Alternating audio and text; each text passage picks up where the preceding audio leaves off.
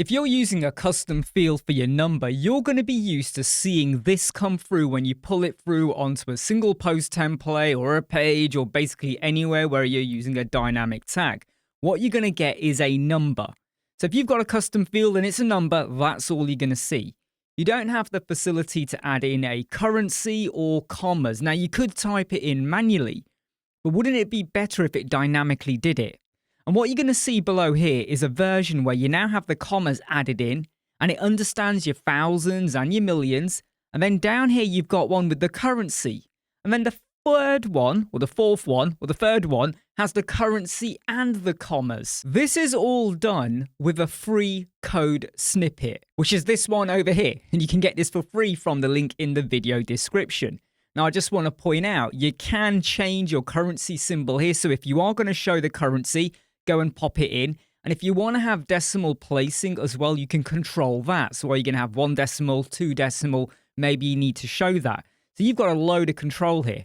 And once you've saved and activated this particular code snippet, you then just need to go and use some classes. ACF number currency, ACF number commas. You do have to use both of them, and I do make that clear as well. Let me now just remind you about ACF numbers. So I've got a custom post type and I've got some custom fields, and over here I've got price, and this is a number field, and you're going to see nowhere in here do we have currency or the facility to go and add commas.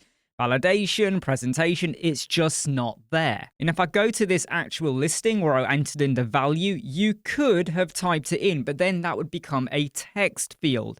And if you're trying to do a bit of filtering on this, like with my filter builder, go and check it out. You can use that for free too. There's videos inside of our YouTube channel about that. By the way, I'm Imran, Web Squadron.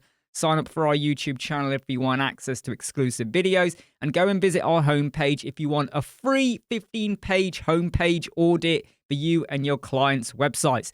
So you got your number field and it does not have the commas and the currency. And if we now go over to a single post template, here is where I'm pulling over my ACF field or the price field, and you can see it's in number format. The second one though, these do all look the same, and you won't see the currency or the comma come through until you're actually viewing it on a preview or a live, so don't worry about the fact you can't see it. But the next three are copies of what I had above. But the second one, the difference is, if I just expand on this, you will now see this has got the class for ACF number commas. It's also got medium, because I'm applying a medium class to this, which is the font size, which is your font clamp calculator. But I've got ACF number commas. The third one has got ACF number currency. And the third one, I keep saying third one when it's actually the fourth one on the page. When you go to the advanced tab, you will now see ACF number currency and ACF number commas. So you can pick and choose. Do you want to have both of them, one of them, or the other? And then once you've done that, and you now view your page, you can see what we got. That is the standard that you would always get. That's the one with the commas, that's the one with the currency only, and that is the commas and the currency. Free code snippet that you can now use to make your numbers be a little bit more intelligent dynamically. Don't forget to sign up for exclusive videos on our YouTube channel. Take care. See you soon. Bye.